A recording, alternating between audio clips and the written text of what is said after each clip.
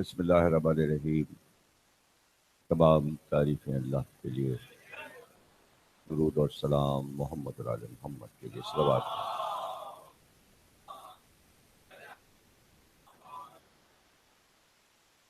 الوداعی مجالس خمسہ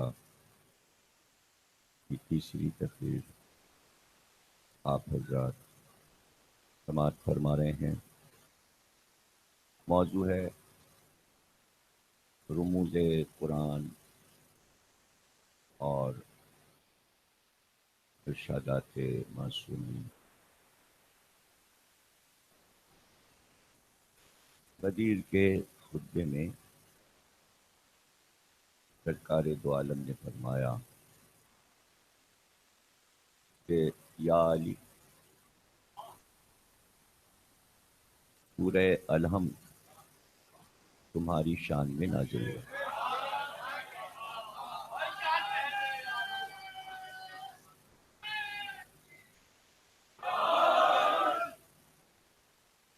اسی طرح فرمایا کہ سورہ والعصر یا علی تمہاری شان میں نازل ہے۔ پورا خطبہ جہاں پر بیان کرنے کے بعد جب فضائل علی شروع کیا آپ نے غدیر کے خطبے میں، تب یہ ارشاد کرنا تو چونکہ ارشاد پیغمبر ہے اور خطبہ غدیر ہے، اس لیے ہم قرآن کے ان رموز کو سمجھیں کہ سرکار نے ارشاد فرما دیا کہ یہ سورہ علی کی شان میں نازل ہے۔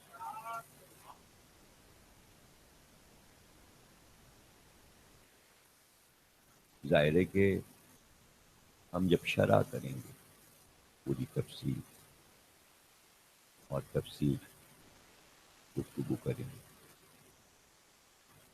تو فضائل علی سامنے آتے جائیں۔ یہ ایک ایسا سورہ ہے کہ جس کے بہت سارے نام، اس کو سورہ فاتحہ کہتے ہیں۔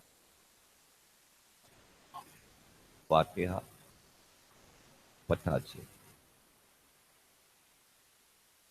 اور فتح کے معنی ہے کنجی، تالے کی کنجی۔ فاتحہ معنی بھی یہی ہے، کنجی، یعنی یہ قرآن کی کنجی ہے۔ یہاں سے علوم قرآن کھلنا شروع ہو جاتے ہیں۔ جیسے ہی آپ نے سورہ الحمد کی تلاوت شروع کی، جب آپ بسم اللہ الرحمن الرحیم کے بعد سورہ کو شروع کرتے ہیں، بہت زور زور کوئی بات کر رہا ہے یہاں امام بڑے کے قریب بیٹھا ہوا، ذرا دیکھ کے آئیں کہ کانوں سے آواز بہت ہی کرخت آواز ہے، کیا چکر ہے؟ تلاوت کریں۔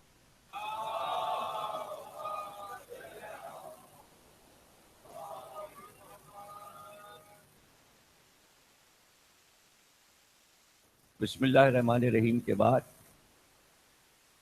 جب ہم سورہ کو شروع کرتے ہیں، الحمد للہ رب العالمین، تمام ہم یا ساری ہم اللہ کے لیے، وہ جو عالمین کا رب ہے، جو عالمین کا رب ہے۔ عالمین پڑھ چکا ہوں، پہلے اشرے میں سمجھا چکا کہ عالمین کیا ہے، اور پچھلے سال کے بھی پہلے اشرے میں عالمین کو سمجھایا تھا کہ عالمین کیا ہے۔ تمام اس کا ریکارڈ موجود ہے کہ عالمین کیا ہے۔ ظاہر ہے کہ کوئی چھوٹا سا لفظ تو نہیں ہو سکتا جب اللہ کہہ رہا ہے کہ میں عالمین کا رب ہوں، تو کوئی چھوٹی سی چیز نہیں ہے عالمین. اللہ بڑا، اس کا عالم بڑا اور عالمین بڑا. تو ایسا ہے کہ اس کو وہ مثال میں دے رہا ہے اور یہ کہہ رہا ہے کہ اس کی تعریف کرو جو عالمین کا رب ہے. مطلب یہ ایک ناممکن سی بات ہے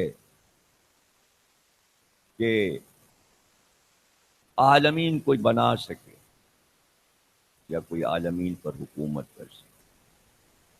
اس لیے اس کی تعریف کرو کہ عالمین پر عالمین، عالمین پر عالمین، عالمین پر عالم پر عالم، عالم پر عالم، دنیا پر دنیا، دنیا پر دنیا، اور بنتی چلی جا رہی،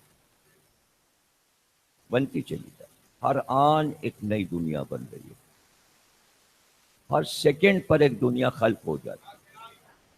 ظاہر اسے تعمیر تو کرنا نہیں، وہ تو بس کہتا ہے کن ہو جا، اور وہ ہو گئی. تو دن بھر میں جو ہمارا دن بھر ہے اس میں کتنی بار وہ کہتا ہوگا کن کن کن. کسی کو علامہ اقبال نے کہا کہ اب تک کن فیکون کی صدا آئے جا رہی ہے اور دنیا بنتی جا رہی ہے، دنیا بڑھتی جا رہی ہے، دنیا پھیلتی جا رہی ہے. تو اتنی دنیایں کہہ رہا میں مالک ہوں، اس لیے میری تعریف کرو. کوئی اور نہیں، میں ہوں، اس لیے میری تعریف. لیکن الف لام کے معنی ہے کہ ساری، یعنی جہاں بھی تعریف ہو رہی وہ میری ہے.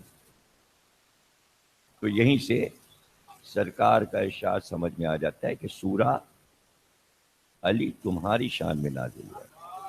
یہ جو میں اس وقت تمہاری تعریف کر رہا ہوں یہی تو الحمدللہ ہے. یعنی ساری تعریف، یعنی میری تعریف تم کرو، امت کرے، امت معصومین کی تعریف کرے. نہیں، آپ اپنے بیٹے کی تعریف کیجئے، وہ بھی رب کی تعریف ہے. آپ ایک پھول کی تعریف کریں، ستارے کی، آفتاب کی، ماہتاب کی، پیڑ کی، پتی کی، باغ کی، ہوا کی، فضا کی، پانی کی، سمندر، جو چیز آپ کھانا کھایا منہ میں مزہ آیا کہ بھائی کیا عمدہ غذا ہے، ساری تعریف اللہ کے لیے، ساری، کسی اور کی نہیں ہے، ہو ہی نہیں سکتی. کیسے ہو سکتی ہے تعریف؟ تو کسی اور کی ہو ہی نہیں سکتی. جب اس نے کہہ دیا کہ ساری میری، تو آپ الگ کیسے کریں گے؟ تو اب آپ کہیں گے یہ کیسے ہوتا ہے، یہ کیا ہے؟ تو یہ سمجھا چکا ہوں، ایسی کوئی بات نہیں ہے. کچھ لوگ سن چکے ہیں، سمجھ چکے ہیں. جن کو نہیں معلوم انہیں بتا دوں کہ جب آپ نے کہا میرا بیٹا بہت اچھا ہے، بہت اچھا ہے، تو یہ تعریف بیٹے کی نہیں ہے، وہ جس نے اس کو دماغ دیا، ہاتھ پاؤں صحیح دیے، اندھا کانا لولا لنگڑا نہیں بنایا، ایک اچھا پیکر بنایا. جبھی تو آپ نے کہا بہت اچھا ہے. بنانے والے کی تعریف ہوگی، چیز کی تعریف نہیں ہوتی. یہی اللہ نے بار بار کہا ہے کہ سانے، میرا نام ہے سانے، میں ہوں سانے، سند بنانے والا میں ہوں. تم سند کی تعریف کرو گے، تعریف سانے کی ہوگی. تعریف چیز کی کیا حیثیت ہے بھائی؟ جس نے تاج محل بنایا، تاج محل کی کیا حقیقت ہے؟ پتھر ہی پتھر ہے، پتھر سے ایک عمارت بنی. نہیں، وہ جن ہاتھوں نے تعمیر کیا وہ صنعت کار جو بنا گئے، جب تک تاج محل کی تعریف ہوتی رہے گی ان مزدوروں کی، ان صنعت کاروں کی تعریف ہوگی، بادشاہ شاہجہاں کی بھی تعریف نہیں ہوگی، اس لیے کہ وہ صنعت کار نہیں تھا، صنعت کار نہیں تھا۔ اور پھر ان کے ہاتھ بھی کاٹے گئے، جب تاج محل بن گیا تو ان کے ہاتھ کاٹ دیے گئے، بادشاہ نے ان کے ہاتھ کٹوا دیے تاکہ پھر یہ دوسری جگہ جا کے ایسی عمارت نہ بنا سکے۔ کیا کہنا اس کا کہ چیزیں عطا کر دیتا ہے اور ہاتھ قطع نہیں کرتا کسی، حالانکہ اس کے اختیار میں، اس کے اختیار میں۔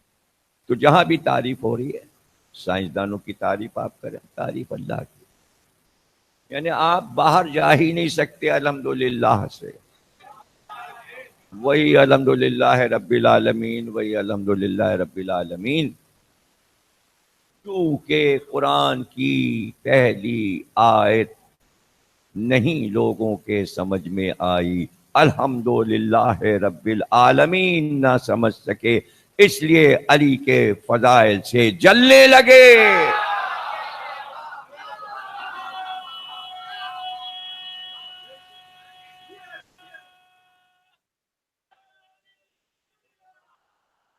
دیکھیے اس نے یہ چاہا کہ میری تعریف ہو، میں نے بنائے ہیں فرشتے، میں نے بنائے ہیں بندے، انسان میں نے بنایا، جن میں نے بنائے، اور سب کو میں نے آرڈر دے دیا میری تعریف ہوگی، اور چاہا کہ اور تعریف ہو، ہر وقت ہو، اگر میری تعریف سے غفلت بھی ہو جائے تو اتنی چیزیں بنا دی، ارے مرو کسی کی تو تعریف کرو گے، ابے کسی کی تو تعریف کرو گے، کافر صحیح کسی نہ کسی چیز کی تو تعریف کرے گا۔ ایسا تو دنیا میں کوئی انسان نہیں ہے جس نے کبھی کسی چیز کی تعریف نہ کی ہو۔ سورج کا طلوع، شفق، چاند اور اس کی چاندنی، چمکتے ستارے، نیلا آسمان، آسمان کی بلندی، سمندر کی لہریں، سمندر کی آواز، پانی کی، دریا کی آواز، چشمے کی آواز، پانی پیا ٹھنڈا میٹھا شفاف پانی، ارے کہیں تو موت آئے گی، کہیں تو بولو گے کہ کیا کہنا، کیا اچھا پانی، بھئی یہی تو میری تعریف، یہی میری تعریف۔ تو جو ایک ایک سند کے ذریعے تعریف اپنی طرف لے رہا ہے، تو کاہے کے لیے مرے جا رہے ہیں لوگ، اگر علی کی تعریفیں اس نے اتنی کر دی، اس نے چاہا کہ علی کے ذریعے ساری تعریفیں میری ہو جائیں،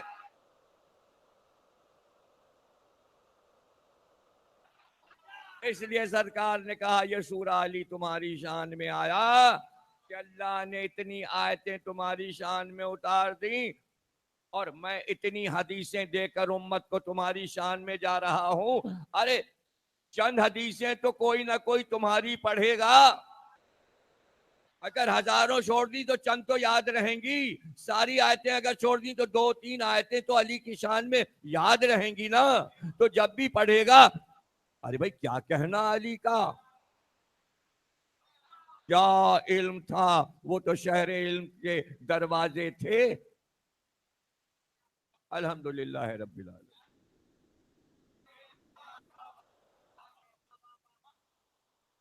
باہر نہیں نکل رہی بات، کہیں باہر سے نہ یہ امت آئی ہے، نہ باہر سے علی کے شیعہ آئے ہیں، نہ کہیں باہر سے علی آئے ہیں، اور اسی عالمین میں سب کچھ ہو رہا ہے، تو اگر علی کی تعریفیں ہو رہی تو اس میں جلنے کی کیا بات ہے، میرے سمجھ میں نہیں آ رہا۔ اس دن کے لیے رسول اللہ نے کہا یہ سورہ تمہارے لیے، الحمدللہ رب العالمین۔ اچھا کوئی بھی حدیث اٹھا لیجئے، کوئی بھی حدیث، اس میں وہ علی کی تعریف میں حدیث ہے، اس میں اللہ آ جائے گا، یہ عجیب بات ہے، کوئی فضیلت آپ کے جو یاد آئے اسی یاد آ جائے. کل علم مرد کو دوں جو کرار ہوگا غیر فرار ہوگا. اب دیکھیے آیا نا اللہ آتا ہے. دیکھیے اللہ اور رسول اس سے محبت کرتے ہیں, وہ اللہ اور رسول سے محبت کرتے ہیں. وہ چاہتا ہی نہیں کہ کہیں علی کی تعریف ہو اور اس میں میں نہ ہوں.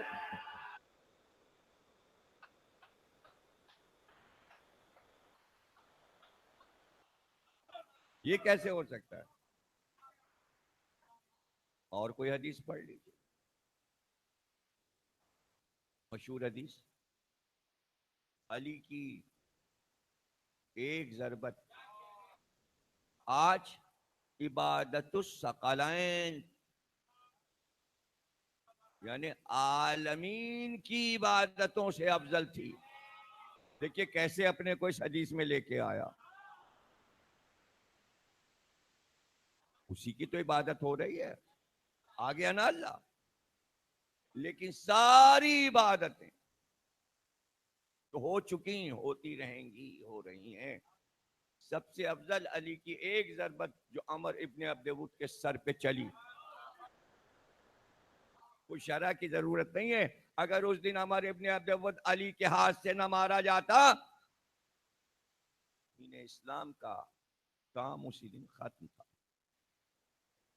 رسول اللہ نے کہا علی اگر آج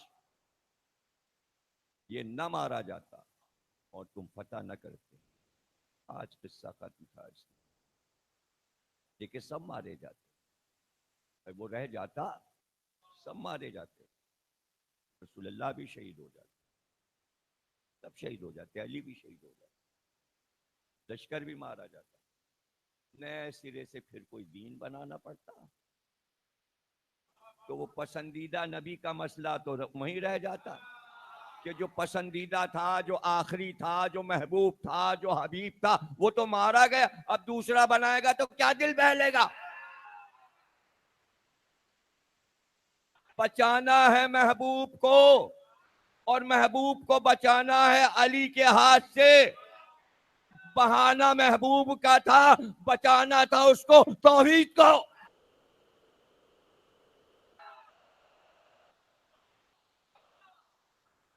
نہیں, آج رسول اللہ رو رو کے دعا مانگ رہے ہیں.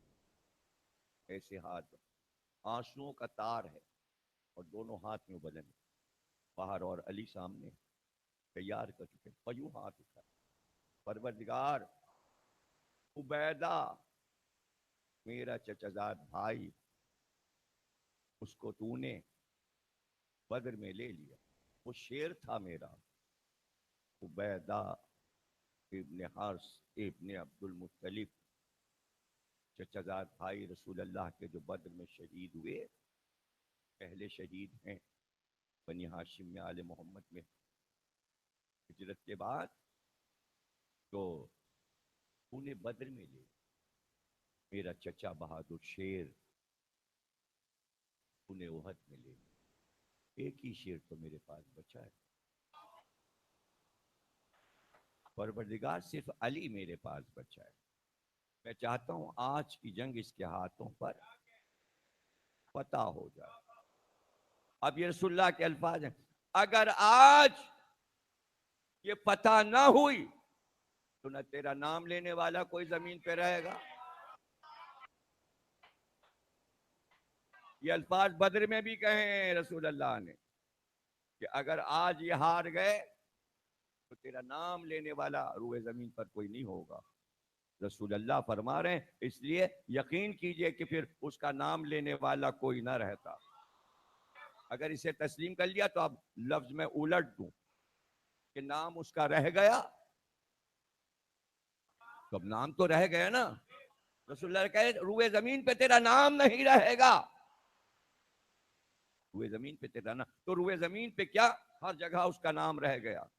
تو دعا کیا کرے, یعنی علی فتح یاب ہو جائے. اس لیے کہا ایک ضربت روئے زمین پر تیرا ذکر رہ گیا. ساری تعریفیں اللہ کے لیے. علی کی وہ ایک ضربت اللہ کی تعریف ہے، بدعقلوں کے سمجھ میں نہیں آ۔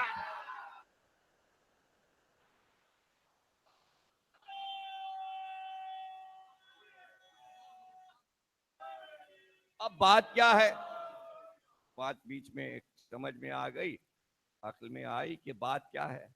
بات یہ ہے ہر شخص، ہر مسلمان یہ چاہتا ہے میں اللہ کی تعریف کروں خود اپنے واسطے اور وسیلے سے، میں ہوں اور اللہ، بیچ میں کوئی نہ ہو، نہ وسیلہ محمد کا ہو نہ وسیلہ علی کا، میں اللہ کی تعریف کر رہا ہوں۔ سب کا یہی طریقہ کار ہے کہ نبی اور علی کو چھوڑ کر ہم کر رہے ہیں اللہ کی تعریف، یہ لے لو، پھر جواب میں یہ لے لو، جس طرح وہ اپنی تعریف کروانا چاہتا ہے وہ کرنا پڑے گا۔ اس نے شروع میں ہی وہاں پر کہہ دیا کہ تمہاری تعریف ہمیں قبول نہیں۔ یہ تو میر انیس نے کہہ دیا کہ جو اپنے اشعار کی مدح سننا چاہتے ہیں تو وہ بھوکے تھوڑی ہیں واہ واہ کے۔ انہوں نے صاف بات ممبر پہ کہہ دی، مجمع سے کہہ دی، تعریف کریں خاص تو ہے کام کی تعریف، کب مانتے ہیں اہل سخن عام کی تعریف؟ اور ایک شاعر عوام کی تعریف نہیں پسند کرتا تو اللہ کیسے آئے؟ ہاں، جس کی تعریف میں نے کی، محمد کی تعریف، علی کی تعریف، یہ دونوں میری تعریف کریں تو ہے تعریف، تو ہے تعریف۔ یا محمد کریں یا علی، تو خود بھی پڑھ لیجئے، سرکار کے بھی جو توحید پر ہیں اور مولا علی کے بھی، تو دنگ ہو جائیں گے آپ کہ یہ ہے تعریف کا طریقہ۔ اگر یہ دونوں نہ ہوتے تو ایک ایک اللہ کے نام کی تشریح کرنے والا کوئی نہیں تھا، ارے نام بتانے والا کوئی نہیں تھا کہ اللہ کے نام کتنے ہیں، یہ بتانے والا کوئی نہیں تھا اس زمین پر، اور تعریف کا سلیقہ علی نے سیکھا۔ لیکن چند جملے ہیں تنگ کرنے کے لیے، یعنی کہ تعریف کیا ہوا؟ ہاں، اللہ کی ساری تعریفیں تیرے لیے، میری تو عمر گزر گئی ہے کہتے کہتے، منبر پہ بیٹھ کے ساری تعریفیں اللہ کے لیے، ساری دنیا کہتی ہے، سبھی کہتے ہیں، لیکن مولا کہہ رہے ہیں جس نے ایک کہا، جس نے اس کو ایک کہا اس نے شرک کیا،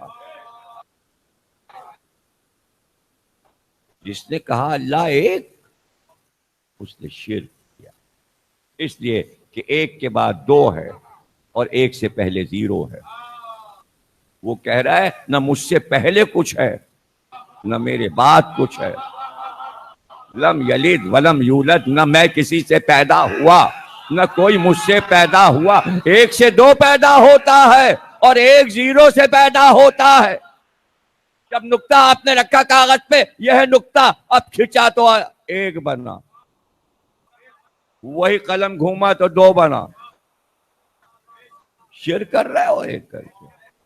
آپ نے کہا سنو ایک نہیں ہے، کہو وہ اکیلا ہے۔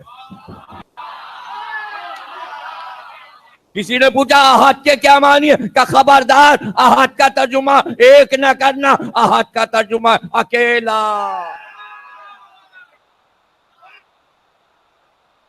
اکیلا۔ اب اکیلے میں نہ آگے کچھ نہ پیچھے کچھ۔ تو جوش ملیہ آبادی نے جب مسدس لکھا مولا علی پاک، جو ان کا عظیم الشان مسدس ہے طلوع فکر، تو اس میں مصرع یہ دیا کہ آمد ہے علی کی، تو مصرع دیتے ہیں کہ وہ تو جو کہ اللہ کو دام عدد سے چھڑائے گا. دام عدد سمجھے؟ دام کہتے ہیں جال کو، عدد کہتے ہیں گنتی کو. دنیا ساری گنتیوں میں اللہ کو لیے بیٹھی تھی اور 365 تک لے گئی. ایک کہا تھا بناتے بناتے 365 بت بنا دی، تو گنتیوں میں کر دیا. تو کہا کہ بھائی دام عدد یعنی عدد کے جال سے یہ آ کے نکالے گا. اس سے پہلے، علی سے پہلے کسی نے نہیں کہا تھا کہ وہ اکیلا ہے. اب پورا سورہ پڑھ لیجئے، یہی سمجھایا گیا سورے میں کہ وہ اکیلا ہے. قل واللہ احد اللہ الصمد لم یلد ولم یولد ولم یکن لہ کفوا احد. پھر وہی احد آ گیا یہ کہہ کے نہ وہ کسی سے پیدا ہوا نہ اس سے کوئی پیدا ہوا.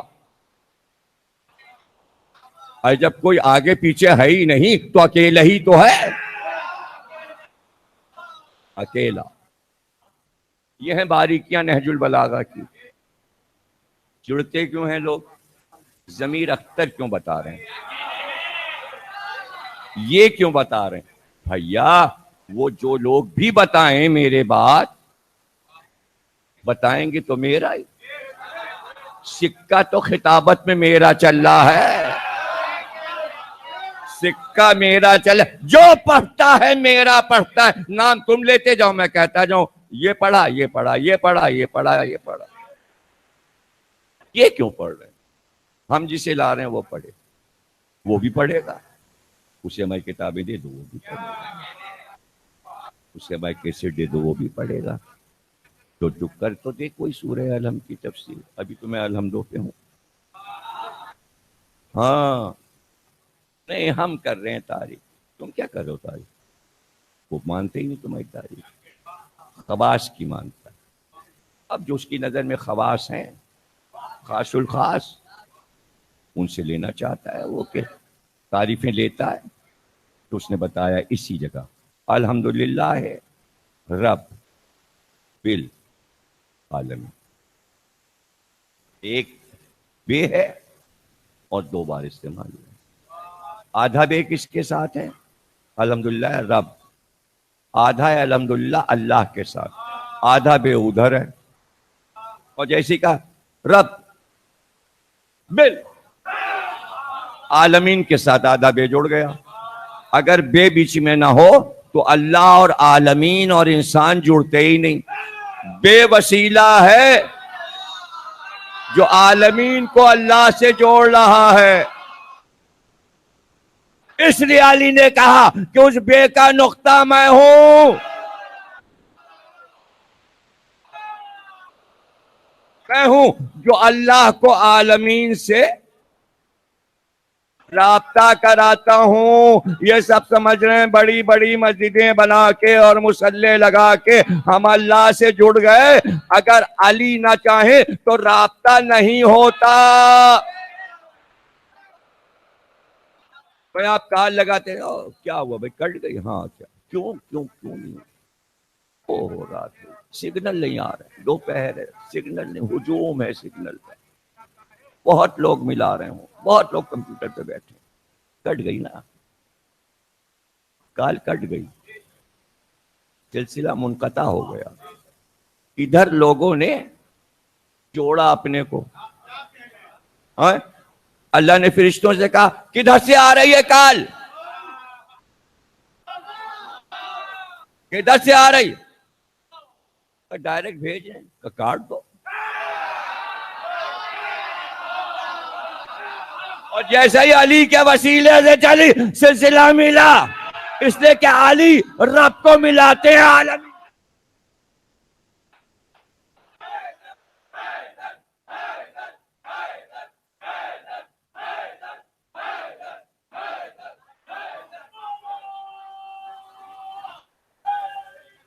الحمدللہ رب العالمین الرحمن الرحیم مالک یوم الدین ایاک نعبد و ایاک نستعین اہدنا الصراط المستقیم صراط الذین انعمت علیہم غیر المغضوب علیہم ولا الضالین. شروع سے علی سے سورہ شروع ہوا اور علی کے ذکر پہ ختم. ان کا کہ نہیں اسی سورے میں تو یہ ہے اللہ کے علاوہ کسی کو نہ پکاریے. کسی کو نہ پکارے. اور اسی سورے میں یہ ہے کہ پکاریے.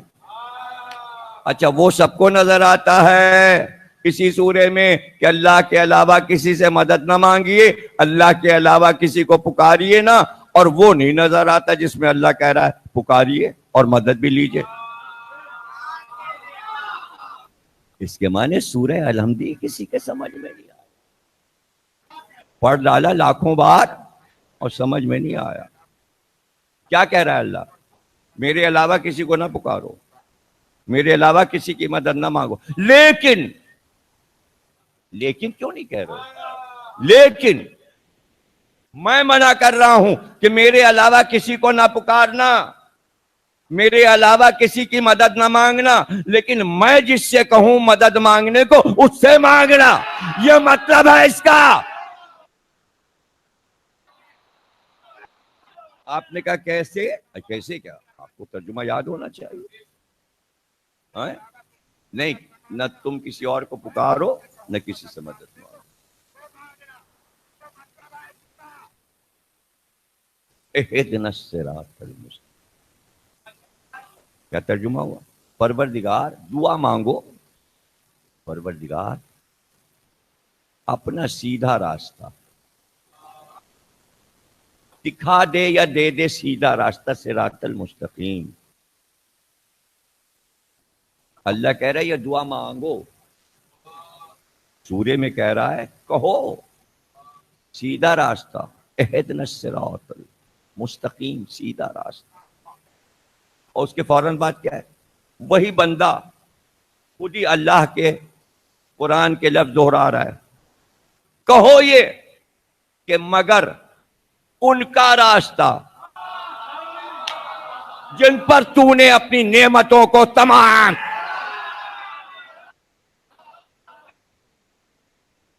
اچھا یہاں تک تو کافی تھا. خود ہی اللہ کہہ رہی ہے مانگو, کہو کہ مجھے سیدھا راستہ دکھا. تو جب تجھ سے کہہ رہے ہیں سیدھا دکھا دے, یہ بیچ میں نعمت والے کیوں لا رہا ہے؟ کہ یہ کہو کہ راستہ ان کا جن پر نعمت انعمت علیہم. پروردگار تو ہی دکھا دے نا صراط مستقیم. یہ کیا ہو رہا ہے کہ علیہم نعمت والے لوگ, ان کا راستہ. اللہ سے کہو کہ ہم کو نعمت والا جو ہے نا اس کا راستہ دے دے. اللہ سے کہا جا رہا ہے بار بار پڑھ کے کہ وہ راستہ دے دے سیدھا والا جو نعمت والے کا راستہ ہے. اب اس میں اللہ کا تو راستہ گیا, خود ہی اللہ نے کہلوا دیا میرا نہیں ہے, اس کا ہے جس پر میں نے نعمت اتار.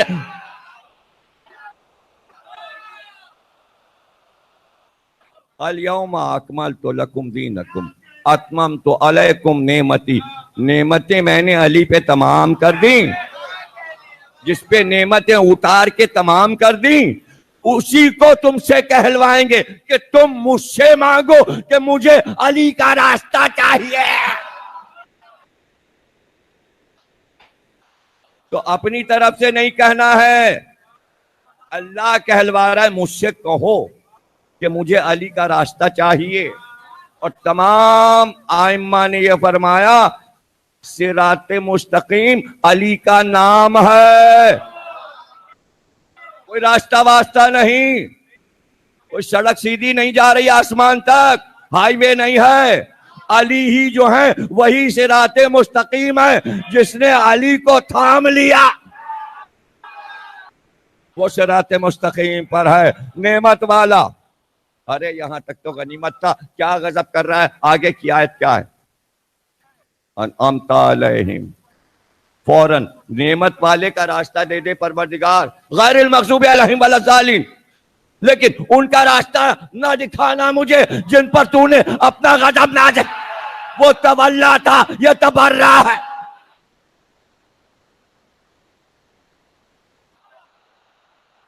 جیسے ہی نعمت والے کا نام آیا اس کے بعد لفظ کون سا آیا؟ غیر.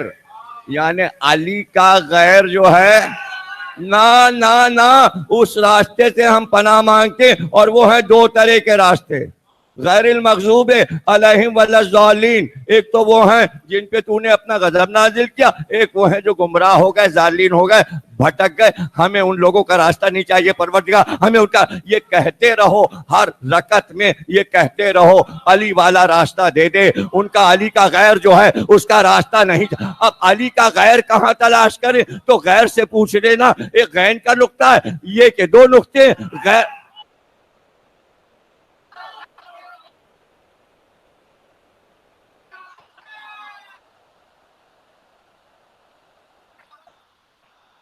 اب یہ غیر کا لفظ تو کہاں کہاں، ابھی تو میں نے پڑھا، کل علم دیں گے مرد کو جو کرار غیر فرار، 39 دن جو علی کے غیر بھاگے ہیں، یہ وہ نہیں ہے، اس کے علی کے غیر بھاگے ہیں، یہ غیر فرار ہے،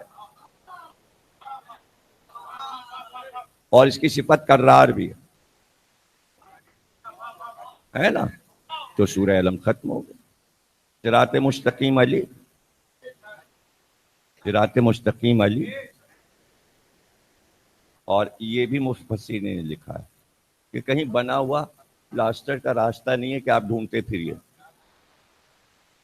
سیدھا، مستقیم کہتے سیدھا، صراط کہتے ہیں راستہ، سیدھا راستہ، اس میں گھماؤ پھراؤ نہیں۔ اور کل میں نے آیتیں پڑھی تھیں سورہ یاسین کی، یاسین والقرآن الحکیم انک لمن المرسلین علی صراط مستقیم۔ اے حبیب، آپ ہی تو صراط مستقیم پر ہیں، آپ ہی تو مرسل ہیں، آپ ہی صراط پر ہیں، آپ ہیں صراط پر، آپ ہیں صراط پر، آپ ہیں صراط پر، رسول صراط پر ہیں، صراط مستقیم پر ہیں، رسول اللہ صراط مستقیم پر ہیں۔ اب اس کے آگے کچھ کہنا ہے؟ پہلے کیا کہتا ہے؟ صراط مستقیم کیا ہے؟ دہراؤ کیا ہے؟ کسے کہتے ہیں صراط مستقیم؟ کس کا نام ہے؟ اللہ سورہ یاسین میں آپ صراط مستقیم۔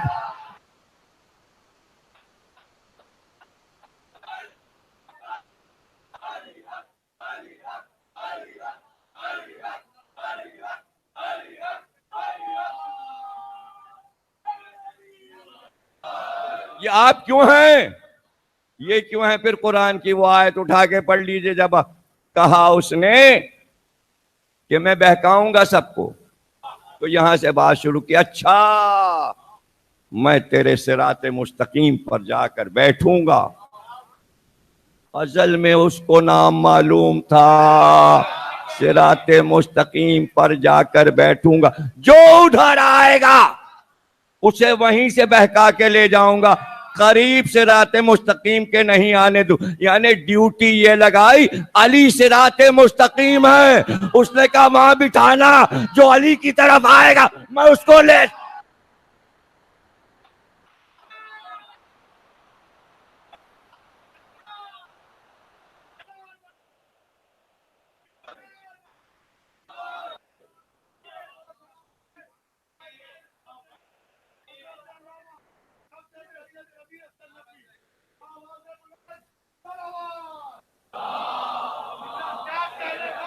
وعدہ کر کے آیا ہے، قرآن میں آیت ہے وعدہ، میں تو بیٹھوں گا۔ تو اس نے بھی، پروردگار نے بھی اطمینان سے کہہ دیا، کیا کر لے گا تو؟ جنہیں پہنچنا ہے علی تک تو ان کا راستہ گھیر نہیں سکے گا۔ تو خوش قسمت ہیں وہ جو پہنچ جائیں صراط مستقیم۔ اور کس کو بٹھایا صراط مستقیم پر؟ اے حبیب آپ بیٹھے ہوئے ہیں، وہ وہاں بیٹھا ہوا ہے سرے پر، جو ادھر جا رہا ہے وہاں نہ جانا، خندق ہے، گر جاؤ گے کھائی میں، یہاں چلے اور جہنم میں گئے، اور نیچے آ گئے، جانے کیا کیا بکواس کرتا ہے اور کیا کیا زبان پہ ہذیان بکوا دیتا ہے، اور وہ بکتا ہوا صراط مستقیم چھوڑ کر ہذیان بکتا چلا جاتا ہے۔ اللہ کہہ رہا ہے اعلیٰ صراط مستقیم، آپ بیٹھے ہیں نگرانی کے لیے، کیوں؟ اس لیے کہ وہ بھی بیٹھا ہے، اس لیے اپنے حبیب کو بٹھایا کہ ولایت علی پہ وہ بھی بیٹھا ہے، نبی بھی بیٹھے ہیں قیامت تک کے لیے، اس لیے بٹھایا نبی کو تاکہ کہیں ایسا نہ ہو کہ شیطان کو دیکھ کر کوئی رہنما سمجھ لے، جیسے ہی آپ کی شکل پہ نظر پڑے تو دونوں کا چہرہ دیکھ کر سمجھ یہ حسن ہے، یہ خوب، اور یہ شیطان۔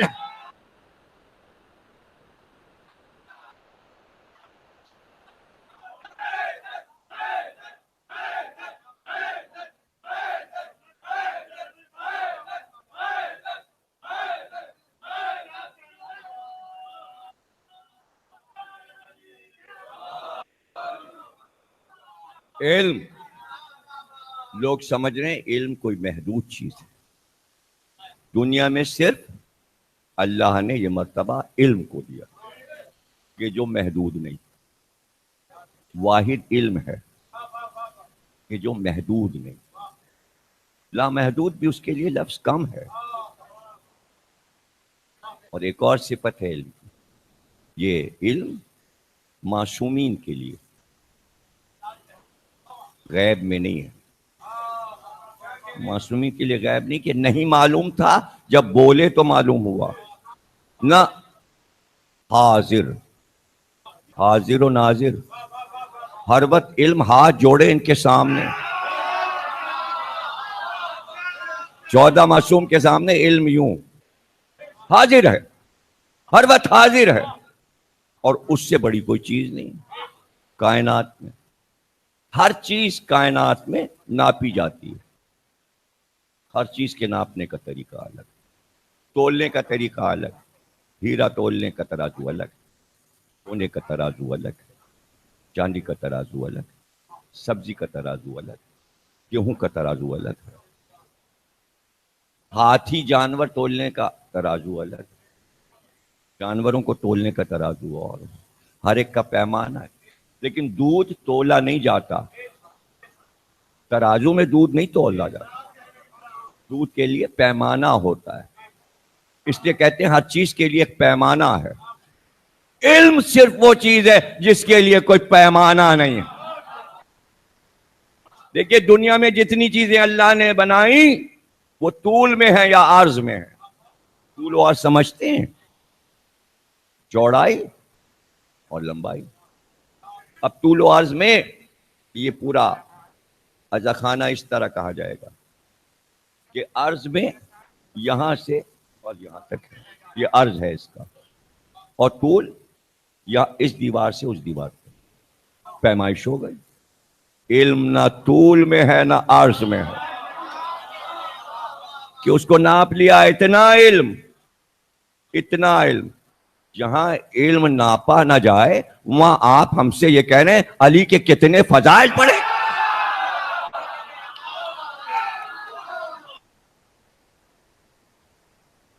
پھر مولا کا علم سلونی، تو آپ ناپ لو گے کہ سلونی کے اندر پیمائش کر لو گے، دودھ کی طرح پیمانے سے ناپ لو گے کہ علی کے پاس علم کتنا تھا؟ ارے وہ علم ہے کہ جو ختم نہ ہو،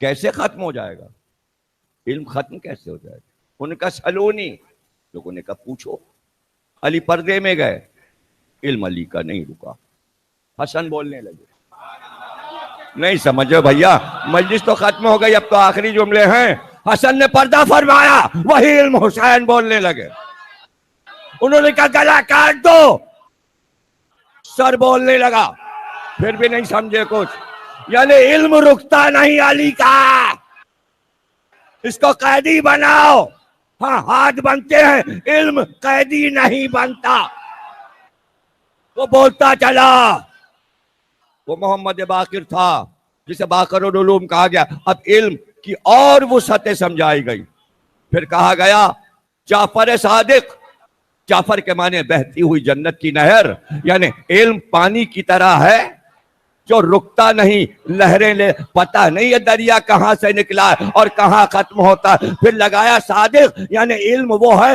جو صادق ہو، جھوٹوں سے نہ لینا۔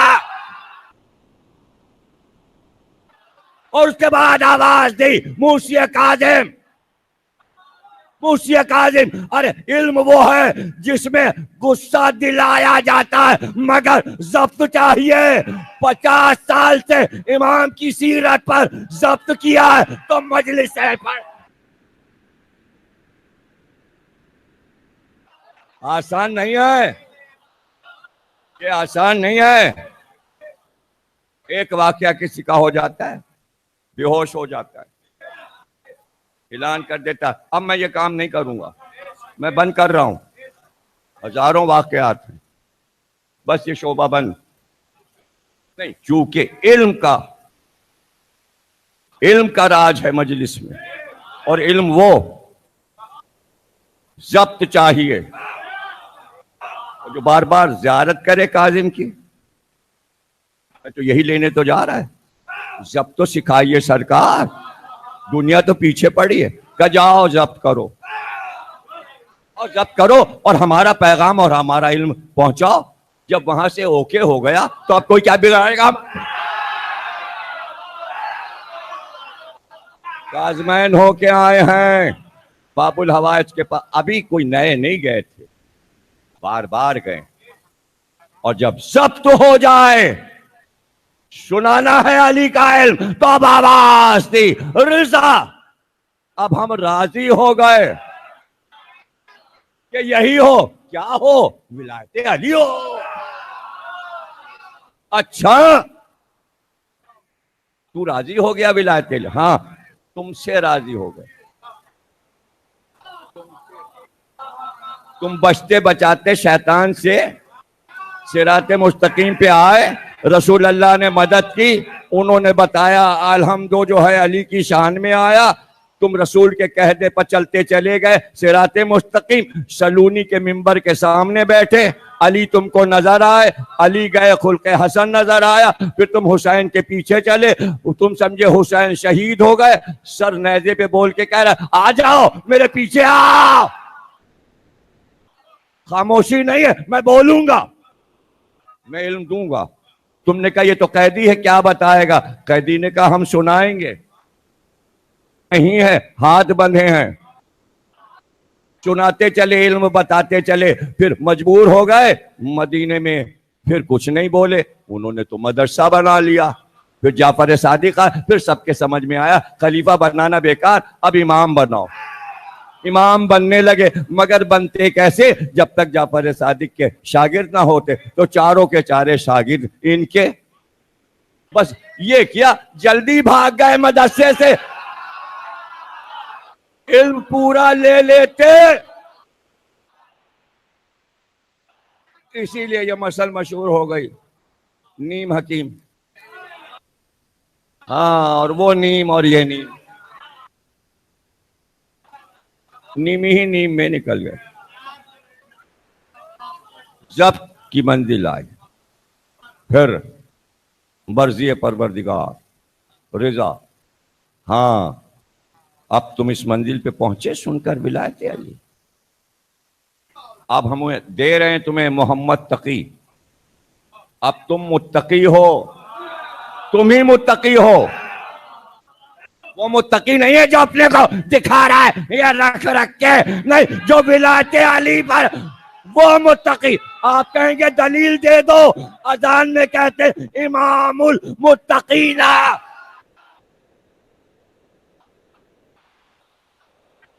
اے متقیوں کے امام، یہ بیٹھے ہیں متقی، جو ولایت علی نہیں ہے جانتا وہ اس صف میں نہیں آئے گا۔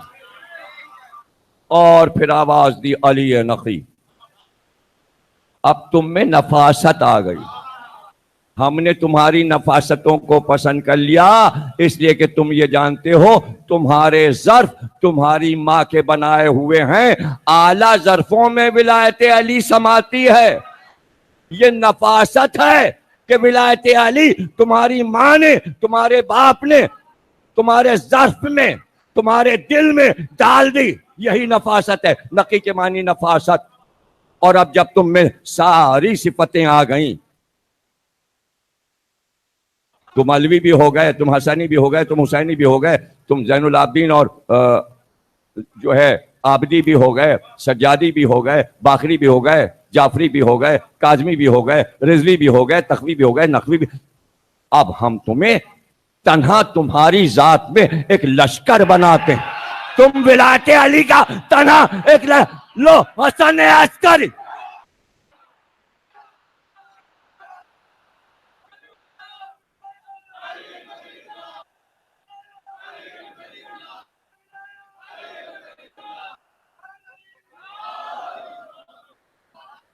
اور لو ایک ایسی بڑی صفت دے رہے ہیں جو ہماری صفت ہے. ہم بڑی صفت کیا؟ لو 12واں دے دیا امام، پردے میں ہے. میں بھی پردے میں، وہ بھی پردے میں. تو اب یہ صفت ہم تمہیں 11 صفات کے ساتھ ولایت علی والو، اللہ کہہ رہا ہے اب 12ویں صفت تمہیں دے رہے ہیں کہ تم میں ساری صفات آ گئی ہیں. ولایت علی اپنا کر. اب ایک صفت یہ ہے کہ دشمن کی نگاہوں سے تم چھپے رہو.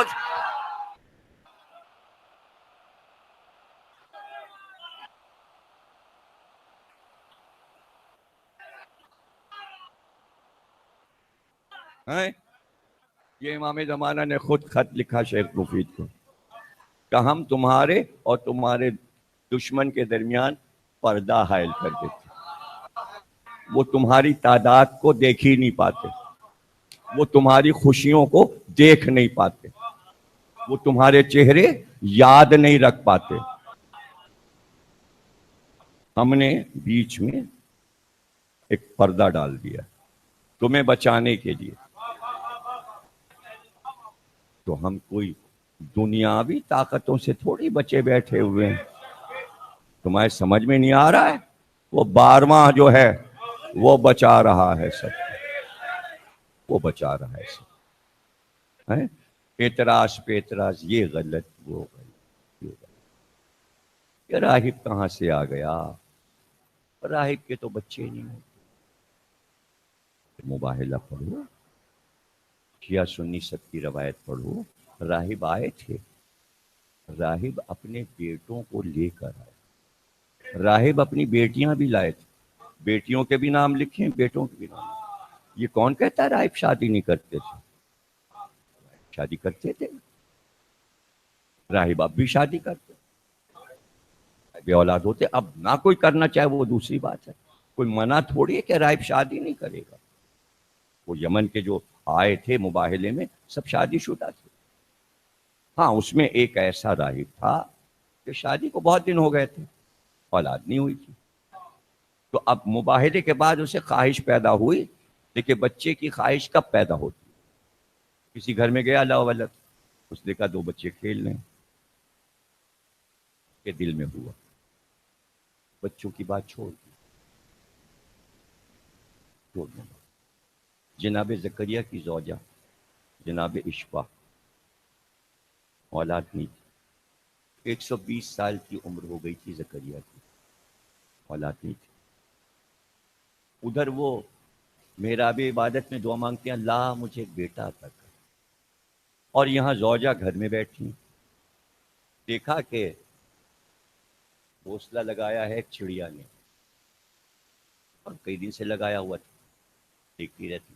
ایک دم نظر اٹھ گئی، نظر یہ اٹھی کہ بچے چیخ رہے تھے، چی چی چی چی چی.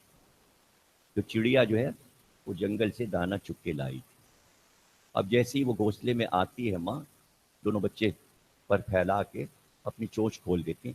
فوراً ماں بچوں کے چونچ میں اپنی چونچ ڈال کے دانا بھرا دیتی، پھر اڑ جاتی، پھر لاتی، پھر گئی، پھر لاتی. ایک دفعہ جو اشباع کی نظر اٹھی تو دیکھا بچے ماں سے لپٹے جاتے ہیں اور ماں دانا بھرا رہی ہے. وہ جیسی ہی نظر گئی فوراً کا پروردگار کاش میرے بھی کوئی بچہ ہو. اسی جملے کے لیے تو زحمت بھی تھی. اگر یہ سمجھ میں آپ کے نہیں آئے تو کیا سمجھ میں آیا؟ یعنی صرف انسان کے بچے دیکھ کر نہیں، جس کی گود ہری نہیں ہوتی، پرندے کی اولاد کو دیکھ کر بھی خواہش ہوتی کاش ہمارے بھی بچہ ہو. نہیں سمجھے بات؟ تو اللہ نے ماں کو دیکھا، ادھر باپ نے دعا کی، فوراً اللہ نے دے دیا، اعلان کر دیا زکریا تمہیں بیٹا دے رہے ہیں، اس کا نام یحییٰ ہو. انہوں نے آ کے زوجہ کو سنا دیا کہ اللہ نے آج وعدہ کر لیا ہمیں بیٹا دے گا. وہ خوش ہو گئی، کہنے لگی میں نے آج ہی تو دعا کی. گویا دونوں نے ایک ساتھ تمنا کی تھی، ایک ہی وقت دعا قبول ہوئی ہیں، دونوں نے ایک ساتھ دعا کی، اللہ نے بیٹا دے دیا.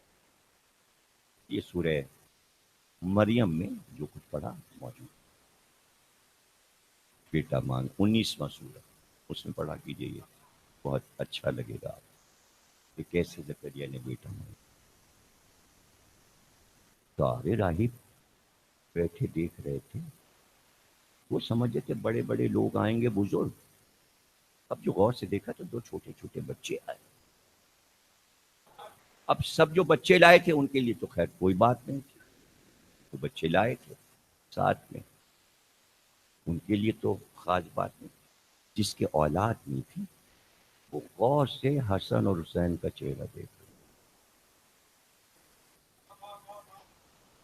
جب چلنے لگے سب تو اس نے تمام اپنے راہبوں سے کہا کہ بھئی ہم بغیر محمد سے ملے ہوئے واپس یمن نہیں جائیں. سب نے کہا اچھا کہ تم چلو. سب ملے، رخصت لی، رسول اللہ نے رخصت کر دیا سب. سب سے آخر میں یہ جوان راہب آیا.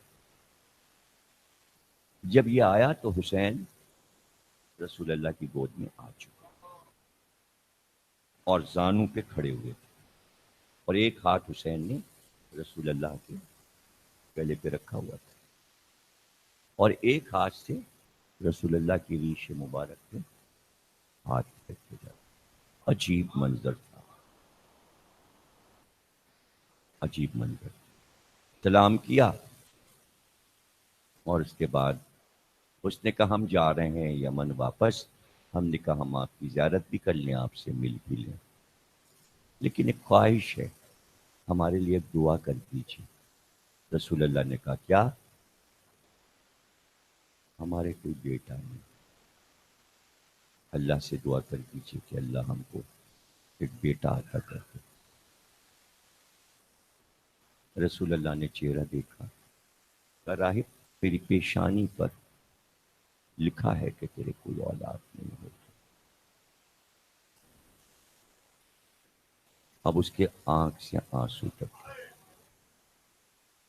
اس نے کہا اگر آپ دعا کریں تو اللہ بیٹا عطا کر دے گا. کہ تیرے مقدر میں، تیرے نصیب میں، تیری قسمت میں بیٹا نہیں ہے. بھئی میری طرف دیکھیے گا اور جتنا چاہے گریہ کیجیے گا، 3 منٹ پڑھوں گا تقریر ختم ہو جائے گی، زیادہ نہیں پڑھوں گا. رسول اللہ جو بات بھی عرض کرتے تھے آپ کی نظر لوح مبارک پہ ہوتی تھی، بس چونکہ سمجھ میں لوگوں کے بات نہیں آتی وہ میں سمجھانا چاہ رہا ہوں. اور اس کو سمجھے بغیر آپ کبھی بھی اس روایت کو جب بھی سنیں تو ذہن میں یہ بات رکھیں، جو بات میں سمجھا رہا ہوں تو لوح کو دیکھتے رہتے. آپ نے ایک بار راہب کی پیشانی دیکھی اور لوح کو دیکھا، لوح پہ لکھا آ رہا تھا بیٹا نہیں ہے اس کے. اس نے دوبارہ کہا، پھر لکھی ہوئی شطر ہے اس کے بیٹا نہیں ہو سکتا، بیٹا نہیں.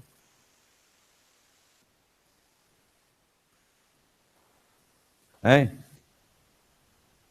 ایک بار حسین نے جو ریش مبارک پہ ہاتھ تھا سیدھا ایسے کر کے رسول اللہ کا منہ، جیسے کہ بچہ اپنے بڑے کو پیار سے بات کرتا ہے، اپنی طرف رخسار گھمائے، کہا نانا میں نے اس کو ایک بیٹا دیا.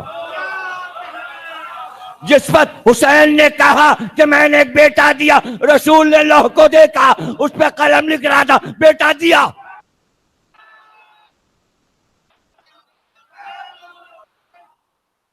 اس کو سمجھنا کیا مشکل ہے؟ کیا بات سمجھ میں نہیں آتی؟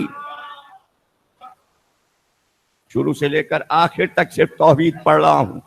پہلا جملہ بھی توحید تھا، آخر بھی جملے توحید ہیں کہ لوح کی بات کر رہا ہوں جس پہ تقدیر اللہ لکھتا ہے، قلم بھی اس کا، لوح بھی اس کا،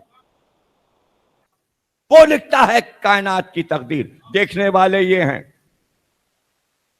صرف یہ دکھانا تھا کہ اتنا ناز ہے ہماری نظر میں حسین کا کہ نہ ہو اور یہ کہہ دیں تو ہو جائے. کیا حیرت کی بات ہے. کیا کپڑے جنت میں سلے رکھے تھے؟ زہرا نے کہا کہ کپڑے تو ہی بھیجے گا، تو کپڑے آ گئے. تو بچوں سے یہی تو کہا تھا درزی لے کے آئے گا. یہ بات قرآن میں ہے، یہ کوئی تاریخ میں نہیں ہے. سمجھانا چاہ رہا ہوں. یوسف زندہ میں تھے. سورہ یوسف پڑھیے، غور سے آیات پڑھیے، ترجمہ پڑھیے. 2 قیدی آئے، پھینکے گئے اندر قید خانے میں. رات کو سو گئے، تھکے ہوئے تھے. سزا ہوئی تھی دونوں. صبح اٹھے، یوسف سے کہنے لگے ہم لوگ رات میں سوئے تو ہم لوگوں نے خواب دیکھا. کیا خواب دیکھا؟ تو نے کیا خواب دیکھا؟ ایک نے کہا میں نے یہ خواب دیکھا کہ میں انار کا عرق نچوڑ کے جام میں بھر کے بادشاہ کو پیش کر دوں. دوسرے نے کہا میں نے یہ دیکھا کہ میں صحرا میں کھڑا ہوں اور میرے سر پہ بہت سی روٹیاں رکھی ہیں اور پرندے اڑ اڑ کے آ رہے ہیں اور روٹی نوچ نوچ کے میرے سر سے کھا رہے ہیں. یوسف نے کہا سنو اس کی تعبیر. خواب دونوں قرآن میں موجود، تعبیر بھی قرآن میں موجود. معراج خطابت میں جہاں سورہ یوسف کی میں نے تفسیر کی ہے موجود ہے، پوری تفسیر اس میں نے بتا دی. جو 4 تقریریں سورہ یوسف میں نے کی ہیں اس میں چھپی. تقریریں تو زیادہ ہیں لیکن 4 چھپی ہیں. لیکن اس میں خواب والی تقریر جو ہے اس میں نے قرآن کے خواب بیان کیے ہیں کہ قرآن میں کتنے خواب بیان ہوئے. ابراہیم کا خواب، یوسف کا خواب، قیدیوں کا خواب، جناب یعقوب کا خواب، سارے خواب میں نے، رسول اللہ کے خواب جو کہ قرآن میں موجود ہیں وہ سارے میں نے بیان.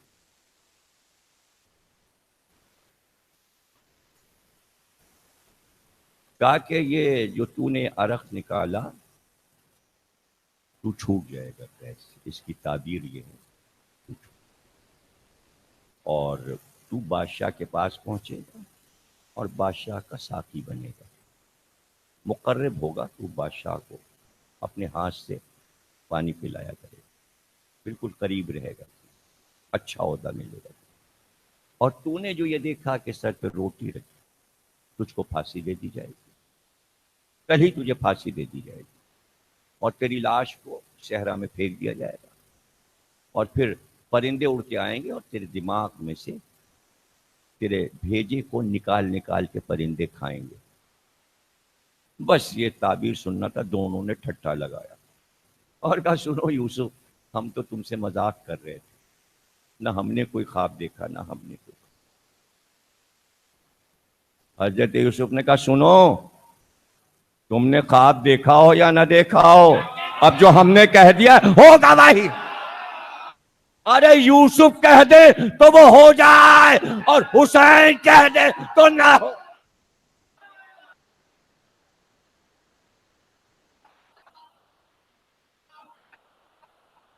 قدر کے مالک ہیں. اِنَّا أَنزَلْنَاهُ فِي لَيْلَةِ الْقَدْرِ، امر اللہ انہی پہ اتارتا ہے. جاؤ سورہ قدر پڑھا کرو اور میں معنی اور تفسیر کے پڑھا کرو. بس کہا حسین نے. اب دیکھیے نانا اور نواسے کی تکرار. ارے حسین اس کی تو تقدیر میں بیٹا ہی نہیں. اب یہ حیرت کا سوال ہے. اے حسین اس کی تو تقدیر میں بیٹا ہی نہیں. کنانا ایک اور بیٹا تھا. اب رسول کہتے جاتے ہیں نہیں اس کے نصیب میں بیٹا نہیں ہے. اب یہ نانا نواسے کی محبت کی باتیں ہیں، آپ کو جلنے کی کیا ضرورت ہے؟ وہ کائنات کے رموز جانتے ہیں، وہ قرآن کے رموز جانتے ہیں. کیا آپ جانتے ہو؟ کیا آپ لوح پڑھ سکتے ہو؟ نہیں. حسین بیٹا نہیں، نانا ایک اور بیٹا دیا. جبریل امی نے شانے پہ ہاتھ رکھا کہ رسول اللہ 7 بیٹے ہو گئے. اگر آپ کہتے رہے کہ بیٹا تقدیر میں نہیں ہے، حسین کہتے جائیں گے اور قیامت تک پھر اس کو بیٹے عطا ہوتے رہیں گے. بس حسین بھی رک گئے. اب اس کی خوشی کا کیا عالم ہو، کیا کوئی پہنچ سکتا ہے وہاں. وہ اٹھا، اس نے حسین کے دونوں پیر ایسے کر کے مس کیے اور اس کے بعد کہا حسین تم نے تو ہم کو خوش کر دی، ہمارے دل میں خوشیاں بھر دیں. اب اس کا یقین دیکھیے. آپ کہیں گے یہ بچے کی بات پہ راہب کو یقین، اے وہ تو ابھی تو کہہ کے آیا ہے، وہ چہرے دیکھ رہے، اگر اشارہ کر دے تو پہاڑ اپنی جگہ. میں مسائل میں فضائل پڑھتا چلا جا رہا ہوں، تقریر ختم ہو سمجھانے کے لیے. پیار سے کہنے لگا حسین دل خوش کر دیا تم نے، اب ایک وعدہ کر لو.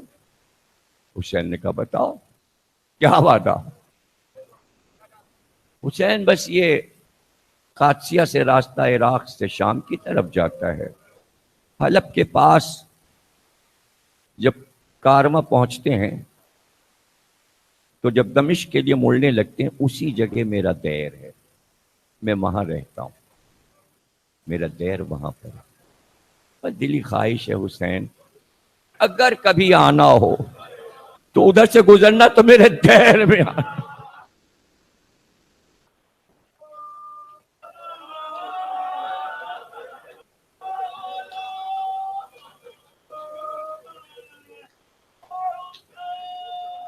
فوراً کہا راہب یہ ہمارا وعدہ ہے،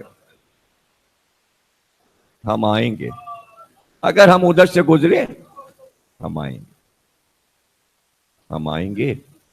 دیکھیے راستہ انہوں نے بدلا تھا، بلکہ راستہ بدلوایا گیا تھا، راستہ بدلوایا گیا تھا. جا رہے تھے کسی اور شاہراہ پہ، حلب سے گزرنا تھا، باہر باہر شہر کے اندر داخل ہوئے اور دیر کے پاس پڑاؤ ڈالا. جب میں پہلی بار شام گیا اور جب میں اس دیر میں پہنچا، جب میں نے اس جگہ کی زیارت کر لی جہاں راہب نے سر رکھا تھا، وہ پتھر اب تک رکھا ہوا ہے، محفوظ ہے، اس پہ نشان بھی ہیں سر حسین کی جس کی زیارت ہوتی. یہ پورا دیر میں نے دیکھ لیا تو میں اس کی پشت کی طرف کے دروازے پہ آیا، اس لیے کہ کئی بار میں یہ روایت شام جانے سے پہلے پڑھ چکا تھا. میں نے کہا وہ جگہ تو دیکھ لی جہاں قافلہ ٹھہرا تھا، پیچھے کی طرف ایک شاہراہ ہے، کے پاس ہی ایک باغ بنا ہوا تھا، پتہ نہیں اب ہے یا نہیں، اور پتھروں کی دیوار. میں اس دروازے سے نکلا، ایک تو صدر دروازہ تھا جدھر سے داخل ہوا، یہ پیچھے کا دروازہ. ادھر آیا پھر میں نے دیواروں کو دیکھا اور پھر میری نگاہوں میں وہ منزل آیا کہ رات ہو گئی، قافلے نے مشعلیں جلا لی ہیں تاکہ روشنی ہو جائے. گھوڑے جو ہیں وہ قدموں کو پٹک رہے ہیں، قافلہ رکا ہے، بھوکے ہیں جانور، اس لیے آوازیں آ رہی ہیں، تلواروں کی جھنکاروں کی آواز ہے. آواز جو ہوئی تو راہب سو رہا تھا، اس کی آنکھ کھلی. عرصے سے اس کی عادت بن گئی تھی کہ رات کو دیر سے سوتا تھا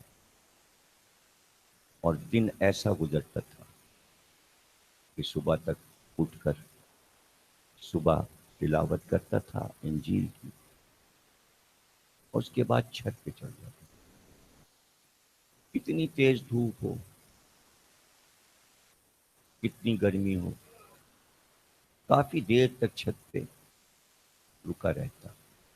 بیٹے بار بار آتے، ساتوں بیٹے آ کے سمجھاتے، بابا نیچے آ جائیے. لیکن راہ بس ایک طرف.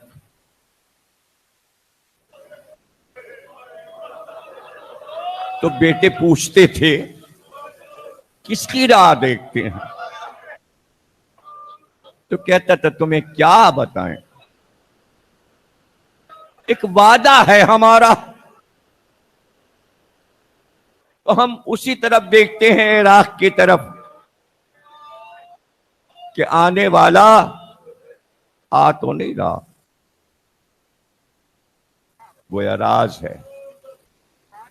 بیٹے لے آتے ہیں باپ کو، وہ نیچے آ جاتے. رات آدھی گزر چکی تھی، جانوروں کی آواز، اسلحے کی جھنکار. آنکھ کھلی، کبھی ایسے سناٹے میں کہاں آوازیں ہوتی ہیں. دروازہ کھولا، صدر دروازہ، کچھ نہیں تھا، لیکن آوازیں آ رہی، پشت پہ آ رہے. پھر یہ منظر دیکھا کہ کوئی لشکر رکا ہے، ان کے گھوڑے ہیں، ان کے ناکیں، مشلیں جل رہی ہیں. اور اس نے منظر یہ دیکھا کہ کچھ خواتین کو اتار کے ناکے سے زمین پہ بٹھا دیا گیا، اور وہ سر کو جھکائے ہوئے، جھکی ہوئی بیٹھی ہیں، اور ان کے سر کے بال ان کے چہرے کا پردہ بنے ہوئے. بڑا حیران ہوا کہ کون سا لشکر ہے یہ، اور پھر اس میں یہ قیدی کون سے ہیں، ان کے ہاتھ کیوں بندھے. کہ اچانک اس کی نظر اٹھی دیر کی دیوار پر. نے دیکھا عجیب منظر، قطار در قطار نیزے کھڑے ہیں، اور ہر نیزے کی انی پہ ایک سر، اور جس سر کو دیکھتا ہے حسن ظاہر ہے جیسے کوئی چاند کا ٹکڑا ہو. بس ایک بار چلا اور ایک ایک سر کو دیکھتا ہوا، ہر سر پہ رکتا تھا، دیکھتا تھا، ہر سر پہ رکتا تھا. ایک بار ایک سر پہ خاموش رک گیا اور غور سے سر کو دیکھنے لگا. دیکھے جا رہا ہے. ایک بار سردار قافلہ کا نام پوچھا کا شمر، اس کے پاس گیا، کہ یہ سر مجھے دے دے، یہ سر مجھے دے دے. کہ یہ سر تو نہیں مل سکتا، یہ تو حاکم کو پیش کیا جائے گا، ہم اسی کے سر کے کاٹنے کے لیے تو فتح کی خوشی مناتے ہوئے جا رہے ہیں، یہ سر تو ہمیں چاہیے تھا، تمہیں کیسے دیتے ہیں؟ کہ جو دولت مانگو ہم دیتے ہیں. کہ نہیں، یہ سر تو نہیں دے سکتے، یہ سر نہیں. دیر میں آیا، ایک صندوق کھولا، کچھ اشرفیاں سونے کی پڑی تھیں صندوق میں، وہ لیں اس نے، اور شمر کے پاس گیا اور کہا کہ یہ اشرفیاں لے لو، یہ سر تھوڑی دیر کے لیے ہمیں دے دو، اتنی دیر کے لیے دے دو، جب جانے لگنا اور قافلہ چلنے لگے تو ہم سر لا کے دے دیں گے، تم نیزے پہ چڑھا دینا، تھوڑی دیر کے لیے سر مجھے دے دو.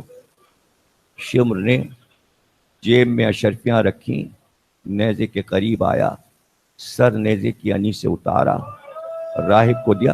تو راہب جب سر لینے لگا تو دونوں ہاتھ ایسے کر، کہ میرے ہاتھوں پہ رکھ دو اس کو. اس نے تو بے ادبی کے ساتھ اتارا تھا سر، اس نے دونوں ہاتھ رکھے، کہ اس پہ سر رکھ دو. سر لے کر دیر میں آیا، جس رحل پر انجیل رکھ کر پڑھتا تھا، انجیل کو اتارا اور زمین میں رکھ دیا. اور اسی رحل پر سر کو رکھا۔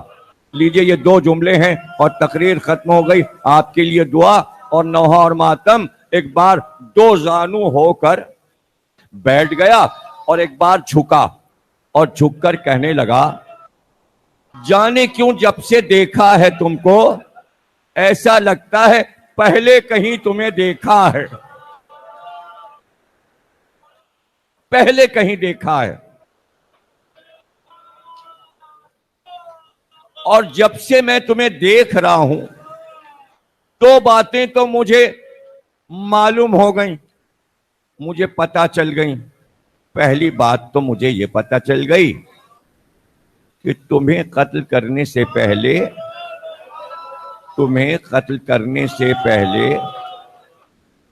تمہاری جوان اولاد کو تمہارے سامنے مارا گیا، تمہاری آنکھوں کے حلقے بتا رہے ہیں کہ اولاد کو تمہارے سامنے مارا گیا، پھر تمہیں مارا گیا۔ اور دوسری بات مجھے یہ پتا چل گئی کہ یہ جو تمہارے گلے کی رگیں ہیں یہ اتنی خشک ہو چکی ہیں کہ تمہیں پیاسا مارا گیا، تمہیں پیاسا قتل کیا گیا۔ اس لیے میں تمہیں مظلوم سمجھتا ہوں، اس لیے میں سر لایا، لیکن جانے کیوں میرا دل کہتا ہے کہ میں نے تمہیں پہلے کہیں دیکھا۔ اور ایک بار پکار کے کہا، اے سر، یقین ہے مجھے کہ تو کسی بزرگوار کا سر ہے، تیرے پاس کوئی روحانی طاقت ہے۔ میں تجھ کو حضرت عیسیٰ کی قسم دیتا ہوں، مجھے بتا تو کون ہے، بتا تو کون ہے۔ تجھے پاک مریم بی بی کی قسم، مجھے بتا تو کون ہے۔ ایک بار اس نے دیکھا، سر کے ہونٹ ہلے اور آواز آئی، راہب، کیا تم کو مدینے میں میرے نانا کے پاس آنا یاد ہے؟ جب تمہیں بتایا گیا تھا کہ کوئی بیٹا نہیں ہے۔ ایک بار اٹھ کے دیوانوں کی طرح بالوں کا قسم کھاؤ، کیا تم حسین ہو؟ کیا تم حسین ہو؟ تم نے وعدہ تو کیا تھا کہ آؤ گے، لیکن یہ نہیں بتایا تھا کہ اس حالت سے آؤ گے۔ ارے کہا، راہب، صرف میں نہیں آیا، باہر میری بہنیں بے پردہ، میری بیٹی، اور دیکھ یہ رونے کی آواز آ رہی ہے تیرے دائر میں اس وقت میری ماں فاطمہ زہرا سر کے بال کو، ہائے حسین، وائے حسین۔